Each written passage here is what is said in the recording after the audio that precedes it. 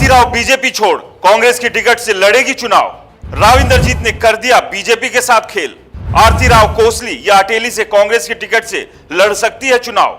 दक्षिण हरियाणा में फंसने वाली है बीजेपी। नमस्कार दोस्तों, मेरा नाम है राज के वर्मा और आप देख रहे हैं रिपोर्टर जी। अगर आपने रिपोर्टर जी चैनल को अभी तक सब्सक्राइब नहीं किया तो सबसे पहले दोस्तों चैनल को सब्सक्राइब जरूर कर लीजिए और लाइक और कमेंट्स करना तो बिल्कुल भूलिए मत। चलिए एक बार फिर से बात करते हैं हरियाणा विधानसभा चुनाव की। हरियाणा के 2024 के विधानसभा चुनाव का बिगुल बज चुका है।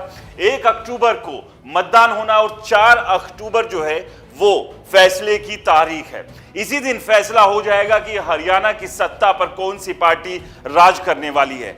क्या बीजेपी तीसरी बार चमत्कार करते हुए हरियाणा की सत्ता पर राज करने जा रही है या फिर कांग्रेस जो लगातार दावा कर रही है, जिस तरह से लोकसभा में बीजेपी को आधा किया था, हरियाणा विधानसभा चुनाव में पूरी तरह से साफ कर देगी और 10 साल से जो हरियाणा की सत्ता से बाहर है इस बार हरियाणा की सत्ता में वापसी करेगी। खैर ये तो हरियाणा की जनता ही तय करेगी कि किसे सिंहासन पर बैठाना है और किसे नीचे रखना है। लेकिन इस सब के बीच लगातार कोशिश अब यही है कि किसी तरह से ऐसे उम्मीदवारों को चुना जाए जो पार्टी को जीत दिला सके और इसी को लेकर घनघोर टाइप का मंथन चिंतन तमाम पॉलिटिकल पार्टी में चल रहा है। तो वही गठबंधन की कोशिशें और जुगाड़ भी लगातार सभी दल कर रहे हैं। कुछ दलों ने तो दूसरे दलों के साथ गठबंधन कर लिया है। इसके अलावा कांग्रेस और बीजेपी भी इसी जुगाड़ और जुगत में लगी हुई है। लेकिन इस सब के बीच सबसे बड़ी टेंशन बीजेपी के लिए राव इंद्रजीत सिंह ने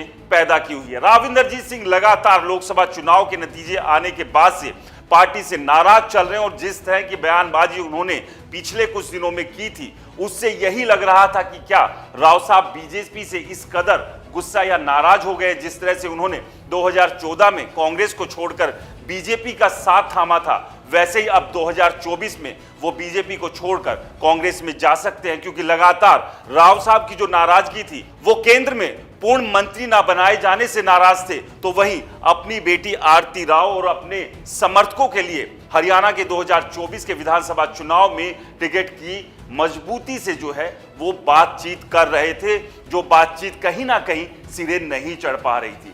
अब वो बातचीत कितनी सिरे चढ़ी है ये अपने आप में एक बड़ा सवाल है, क्योंकि अभी भी कहीं ना कहीं राव इंद्रजीत सिंह की नाराजगी देखने को मिल रही है। लेकिन इस सब के बीच राव इंद्रजीत सिंह का एक बयान वायरल हुआ था। उस बयान के बाद कई तरह के कयास अब लगाए जा रहे हैं, कई तरह की चर्चाएं जो है वो हो रही है और ये चर्चा हो रही है उनकी बेटी आरती राव को लेकर। और अब सवाल ये है कि क्या कांग्रेस की टिकट पर विधानसभा चुनाव लड़ेगी आरती राव?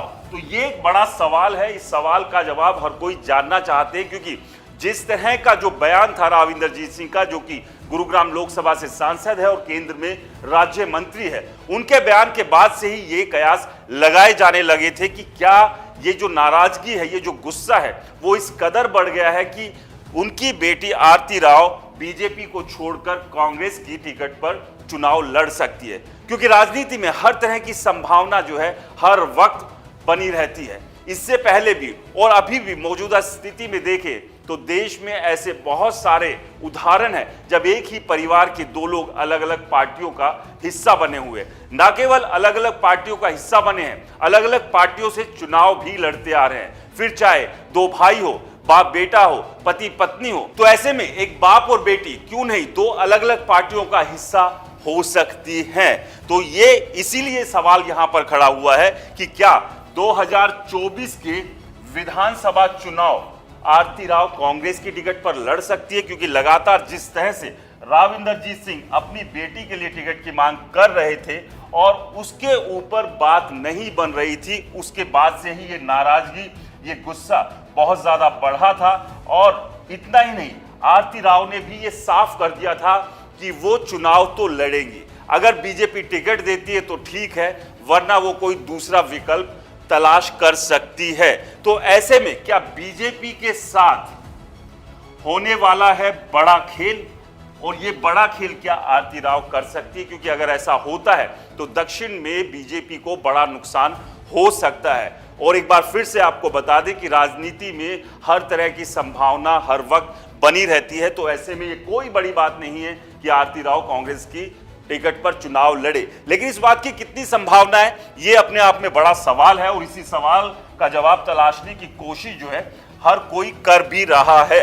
और इस सब के बीच सबसे बड़ी बात यही थी कि जो आरती राव है, जो टिकट मांग रही थी बीजेपी से, या राव इंद्रजीत उनके लिए टिकट की डिमांड कर रहे थे, वो अटेली या फिर कोसली विधानसभा से बीजेपी की टिकट मांग रहे थे। लेकिन कहीं ना कहीं वो बात सिरे नहीं चढ़ पा रही थी, वो बात बन नहीं पा रही थी। वो जो बीजेपी की तरफ से आश्वासन मिलना चाहिए था वो सही समय पर मिला नहीं। और यही कारण था कि आरती राव ने पिछले कुछ दिन पहले ही ये बयान दिया था कि वो चुनाव हर हाल में लड़ेंगी, इस बार वो चुनाव के मैदान से बाहर रहने वाली नहीं है।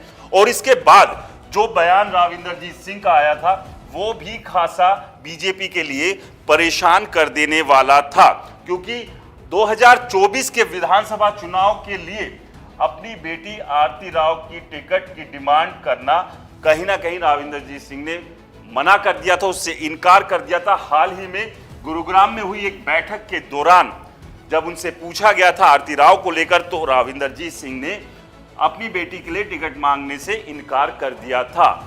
उन्होंने साफ कह दिया था कि वो अपनी बेटी के लिए टिकट नहीं मांगेंगे, लेकिन हाँ, इससे पहले वो आरती राव के लिए टिकट मांगते रहे थे। ऐसा उन्होंने क्यों कहा था, इसके पीछे वजह वही है उनकी नाराजगी, और जो नाराजगी थी वही उनकी खुलकर दिखी। उन्होंने साफ कह दिया कि इससे पहले जब उन्होंने टिकट मांगी तब पार्टी ने नहीं दी थी, लेकिन 2024 में वो अपनी बेटी के लिए टिकट नहीं मांगेंगे। ये जवाब जो है, दो टूक जवाब राव इंद्रजीत सिंह ने बीजेपी को दिया था। और उन्होंने साफ साफ कहा था कि आरती राव अपने फैसले खुद लेना जानती है। तो अब अगर आरती राव अपने फैसले खुद लेना जानती है, और उन्होंने ये भी साफ कर दिया था कि वो किस पार्टी से लड़ेगी, वो चुनाव लड़ेंगी या नहीं लड़ेंगी, वो खुद तय करेगी। तो ऐसे में इसी बयान के बाद से ये सवाल उठना शुरू हो गया था कि क्या अटेली या कोसली से आरती राव बीजेपी को छोड़कर कांग्रेस की टिकट पर चुनाव लड़ सकती है। आपको क्या लगता है, हमें कमेंट्स कर जरूर बताएं। रिपोर्टर जी चैनल को सब्सक्राइब नहीं किया है तो दोस्तों चैनल को सब्सक्राइब करना ना भूलें।